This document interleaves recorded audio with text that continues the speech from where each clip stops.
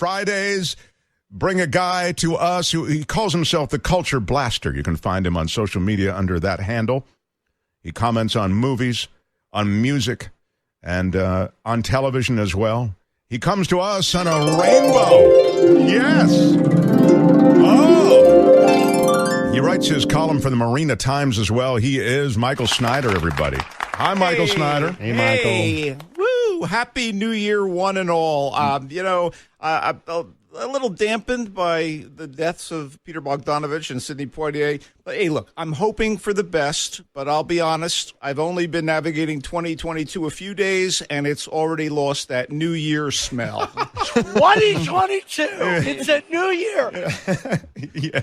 I want to kick off quickly with some TV news. Sam Waterston is returning to NBC's Law & Order in a revival of the series.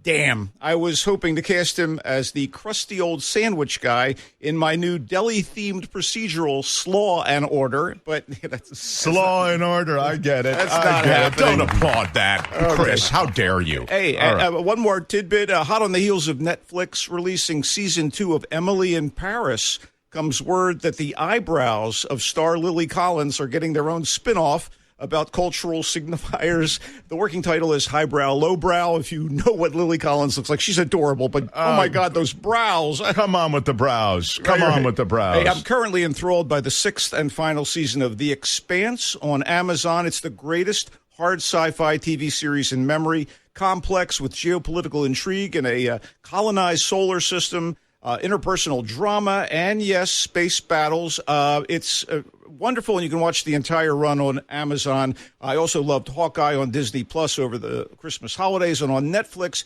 I have been enthralled by Squid Game, the gorgeously animated Arcane, and the 3rd and final season of Lost in Space, the revival of the old science fiction show from CBS. And speaking of revivals, I've been fascinated by the Sex and the City sequel series, and Just Like That. I mean, there's been a lot. Wow, is that right? Yeah. You have been enthralled by the Sex and the City sequel? There's been a lot of fuss about the tragedy that shadows the update, but the true tragedies are the hats Sarah Jessica Parker is wearing. They are that is worth the applause. Fashion calamities. Oh, my God, they're not just tragedies. Let's get on to some new movies. All right. Despite its release in the first full weekend of January, otherwise known as the Death Valley of movies, I had hopes that the 355 would be worth watching. First off, it's a high-tech espionage thriller. It's called the 355? The 355. Okay. I love those spy flicks, and more importantly, it features a team-up of 5 renowned international actresses, all of whom I adore, led by one of the film's producers, Oscar nominee Jessica Chastain, and including 2 Oscar winners, Lupita Nyong'o and Penelope Cruz, acclaimed German leading lady Diane Kruger, and Chinese superstar Bingbing Fan. Too bad the movie is a flat, cliched, easy to suss out globetrot in pursuit of a MacGuffin, a little palm-sized device, let's call it an iMacGuffin, that could possibly set the world ablaze or something. That's not very clear. It's a string of typical action sequences that seemed overly familiar and less than inventive. Anyway, all of the women but Cruz's psychological, she's a psychologist. She's, one of those people that they bring in to talk to agents and such. These people are all handy with firearms and their fists as they try to chase down the Wii Magic hard drive. The men in significant roles, Sebastian Stan, Edgar Ramirez, and Jason Fleming, are more devices themselves than supporting characters. This hackery is the work of director Simon Kinberg, who has written screenplays for some okay popcorn munchers and directed one very weak superhero feature film, X-Men Dark Phoenix. His tired script for the 355, co-written with Teresa Rebeck, does him no favors. And by the way, we never really get a handle on why the movie is entitled The 355. You're kidding. Other than a couple of weird lines spoken at the climax. Now, let me make myself clear. I'm a fan of the 5 actresses top-lining the movie, and seriously, I'm just trying to help you listeners figure out if you should see it. So please, No accusations of mansplaining. It's in theaters and soon to be popping up in your recommendations on some streaming service. Caveat emptor. It never becomes obvious why they call it the 355. It was there are some lines at the end that sort of suggest why, but it's just it's like it's a blank title. Yeah, it's that's a blank crazy. title. All right, what's next? I want to get something good here. As an Italian director, Paolo Sorrentino has to be at least somewhat influenced by the great Federico Fellini.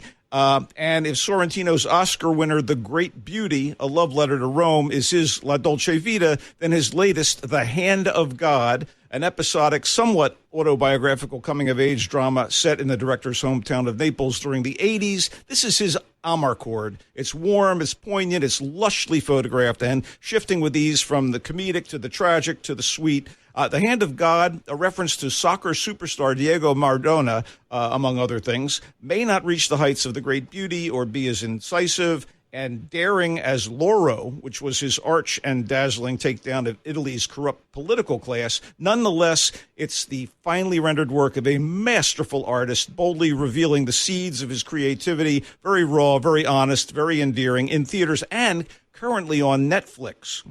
Wow, so you like it. I did. All right. Parallel Mothers is the latest from protean Spanish filmmaker Pedro Almodovar. 100% protean is a ding word. All right. He's made Pain and Glory, Woman on the Verge, Tie Me Up, Tie Me Down, many, many fine films. And it's an intimate tale of two very different single mothers with a bold socio-political subtext that gives Penelope Cruz, the woman who was stranded in the 355, one of his favorite leading ladies, too, a choice textured role, and she makes the most of it. A successful middle-aged career woman, that'd be Cruz, and a much younger working-class girl who is played by Aitana Sanchez-Gijon.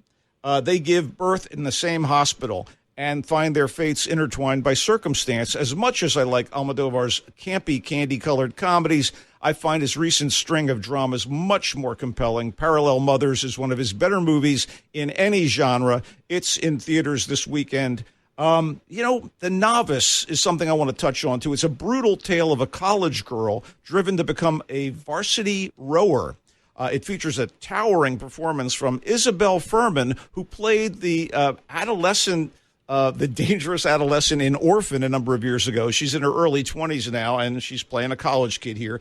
Alex, the obsessed and obsessive student who pushes herself physically and psychologically to somewhere near the breaking point. This is written and directed by Lauren Hadaway. It's difficult but very powerful viewing. It's also available, I guess, in streaming and also in theaters. But, I think you can find it. I heard she changed her body she put on muscle, to transform herself for the role. It's a very, very potent performance. And The Novice, that's The Novice. And it's kind of a bummer. But, it's movies are supposed to be windows into other worlds for us. Yes, man. It's just like one bummer after another these days. I know. Hey, listen, by the way, speaking of movies and bummers, my top 10 list of 2021 is available at the Marina Times website and in the Marina Times newspaper. If you go to marinatimes.com right now, you can check out my top 10 for 2021 plus. Give us a couple off your top 10. All right. I don't want to go to marinatimes.com right now while you're here. You are so lazy. Okay, I'll spoon feed you this stuff. All right, go ahead. Open up. You cannot say you love your country. I'm sorry. I've got the guy here. Why not just at least ask him? All right. So Belfast, which is Kenneth Branagh's wonderful view of his youth in strife-torn Northern Ireland in the town of Belfast, really hit my sweet spot. It's a loving look at this shot in black and white, and it's about the ages-old clash between Ireland's Catholics and Protestants and how it erupts in this 9-year-old's mixed neighborhood in the late 60s, and how his parents and the rest of the family and their friends in the community try to survive the conflict while shielding the kids. Beautiful work. Licorice Pizza. Talk about reflecting on one's past. It's writer-director Paul Thomas Anderson's look at his home turf in Los Angeles in the Valley, the San Fernando Valley. And it's all about coming of age and set in the early 70s. And at its heart is this relationship that develops between Gary, played by Cooper Hoffman, son of the late Philip Seymour Hoffman, who is a precocious would-be entrepreneur in his mid-teens, and Alana, played by Alana Hayam, who's the singer-guitarist of the very fine pop rock group Hayam, who is a directionless young woman in her mid-20s who becomes the object of Gary's ardor. Licorice Pizza, loved it. We spoke about The Lost Daughter a couple weeks ago with Olivia Colman as a middle-aged university professor taking a holiday in Greece who becomes obsessed with a mother and daughter at the same resort. She has her own mother issues. Also, that movie was a downer, and I don't know. It was interesting. Tremendous performance. Yeah, she and Jessie Buckley as her younger self basically kill it. That smacks of nomination time. Yeah. Mass, a gut-wrenching drama about two sets of parents who have to deal with a violent incident that changes all of their lives, and they're kind of facing off in a Mass. That's called. It's called Mass, and amazing performances by Jason Isaacs, Martha Plimpton, Reed, Bernie, and Ann Dowd as the two couples. Yeah, and do you have anything that's going to put a bounce in my step, or is everything just a big downer with you, Michael? Well, come on now, Mark. I want to feel good. Okay? These are my favorite movies of the year, and I guess that shows you what 2021 was like. 9 Days, quiet, lovely, dark fantasy that suggests a strange limbo where adjudicators interview unborn souls in human form over the course of 9 days to decide who's worthy of getting a life on Earth. That's based on a true story, isn't it? The science is ridiculous. Exactly. Great performance by Winston Duke as the celestial judge.